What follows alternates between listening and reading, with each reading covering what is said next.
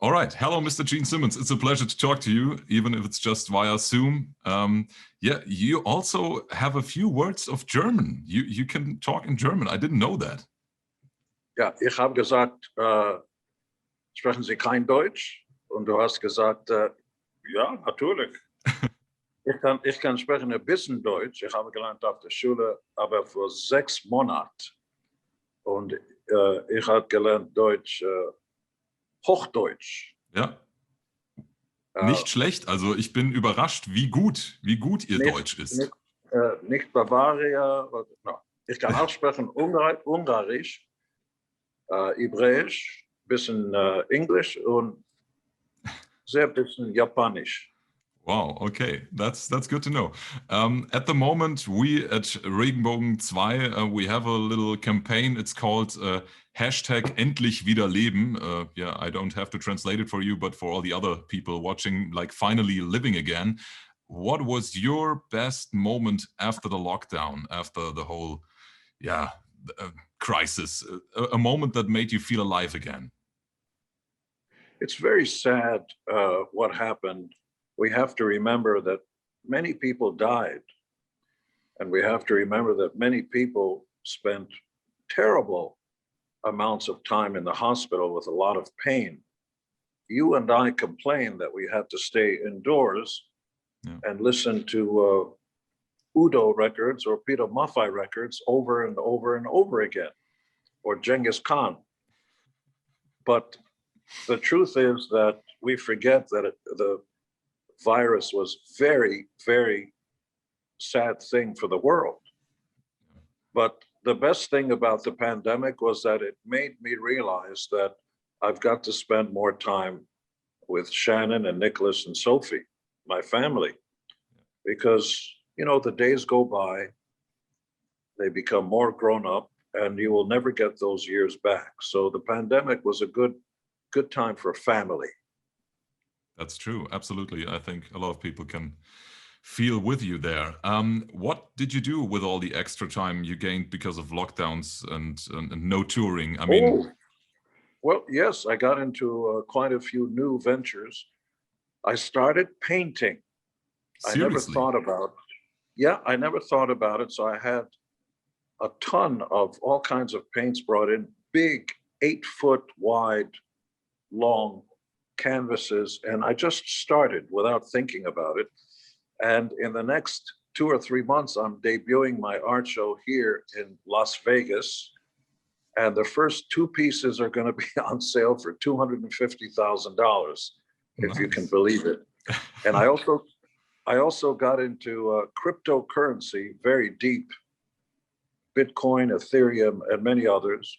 I studied up on it, found out what it was all about. New real estate deals. I'm a new partner in Alaska Cold Storage, a new big company.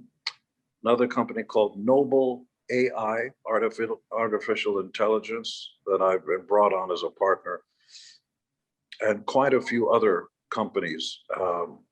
So the time off gave me a chance to think about other things I wanted to do, including the money bag logo, which I own. By the way, I also own the euro, the euro signal inside of that money bag. I own the trademark to that. So we're going to be bringing out licensing and merchandising, clothing, all kinds of stuff featuring the $sign and the euro.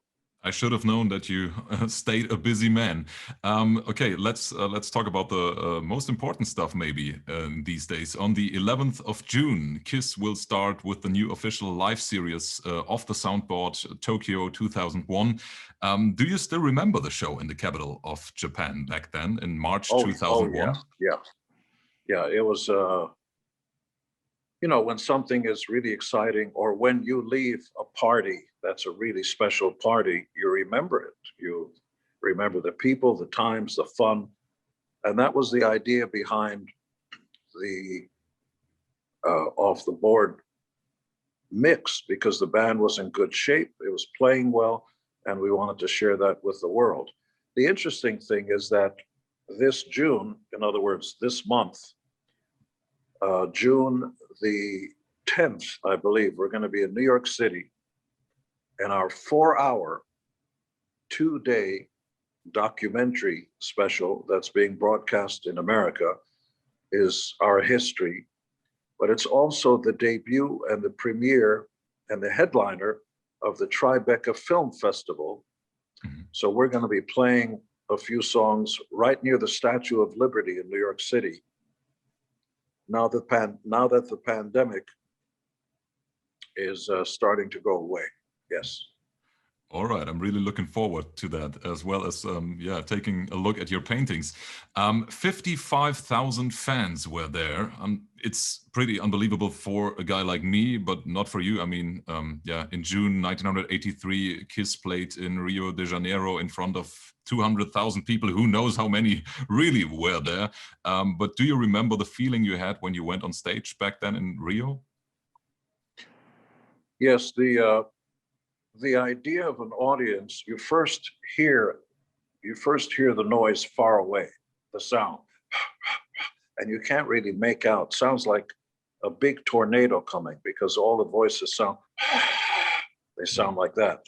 And the closer you get to the fans, the more you start to hear out specifics, like somebody, whistling, or you pick out certain things. The closer you get, the more exciting it becomes. And the more exciting the band is, the more blood rushes into our hearts and the better we are.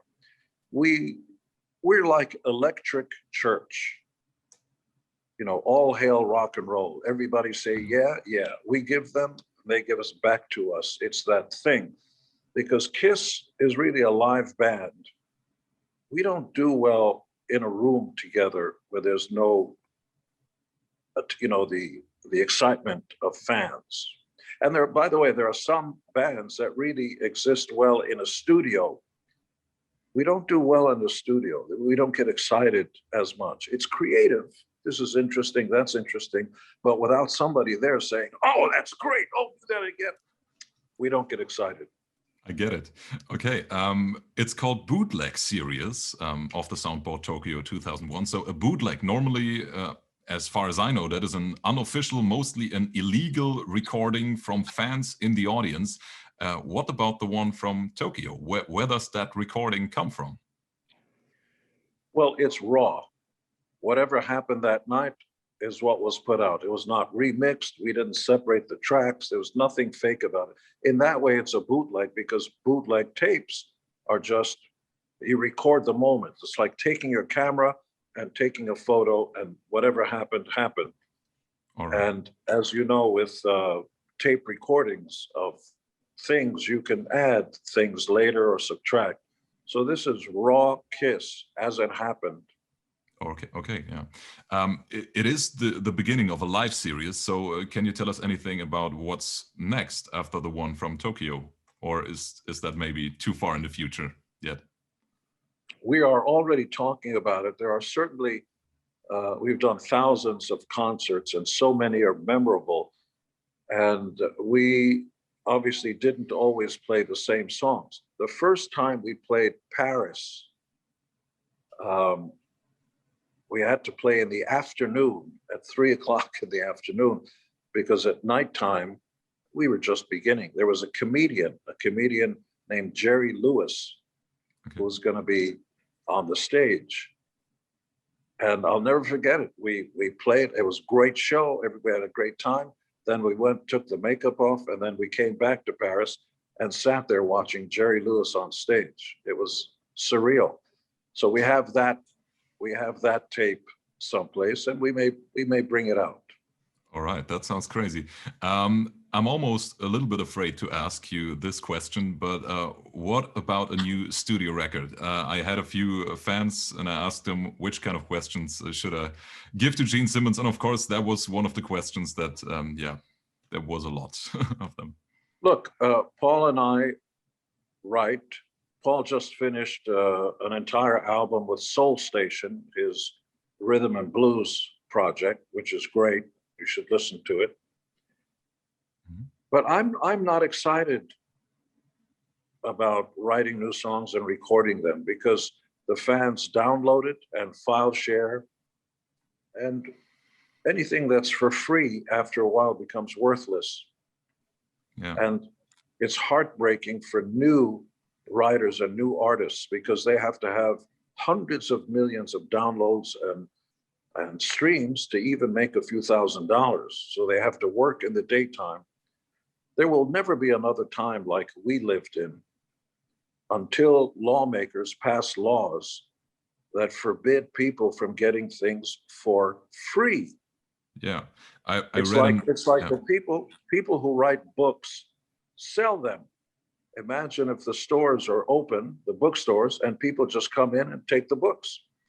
I know, yeah. I read a really interesting interview with you. I think it was Consequence of Sound, where you talked about that, whole thing a lot. And there was one sentence that got stuck in my head somehow. I think you said something like, "Don't let the robots take away everything." And yeah, that really hit me because I'm also in a very young band, and it feels like, yeah, we got to give up the fight. It's so hard against the streaming company, and yeah.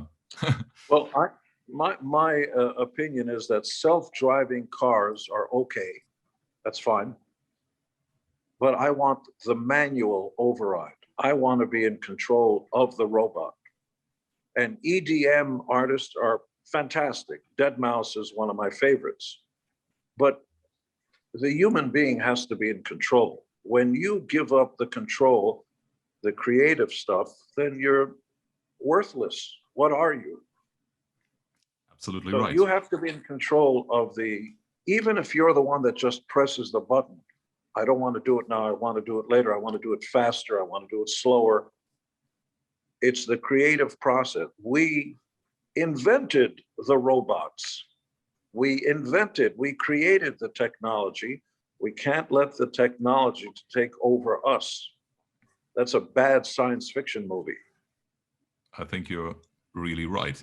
Another question. We have only 1 minute left now. All right. It's the last question. In the early 70s, you saw the potential in Van Halen and you paid for their demo tape. And just a few days ago, I talked to the only son of Eddie Van Halen, Wolfgang Van Halen. Have you listened to his band or his project Mammoth WVH? And oh, yeah. What do you think of him and his potential? Great. I think he's got it. I think he's got, obviously, Dad's talent. And I think they're going to go out and tour with Guns N' Roses, as a matter of fact. Oh, nice. It's great. When a parent passes on something, it's a heritage. It's important for it to carry on. And both of our kids, Nick and Sophie, are very successful in their own musical genres. Sophie just got a platinum record, and she just won a Juno Award, which is the Canadian Grammys, kind of. And Nick and his band have music in movies and soundtracks, TV shows. All right. Maybe one really last question because time is running out, and I really wanted to ask you this. You're the prime example of a self-made rock star. You've got everything a man could dream of. The question is, what are you still dreaming of? I mean, going to the moon with Elon Musk, or I don't know, whatever. What could it be? Eternal life. All right. That is an answer I can live with.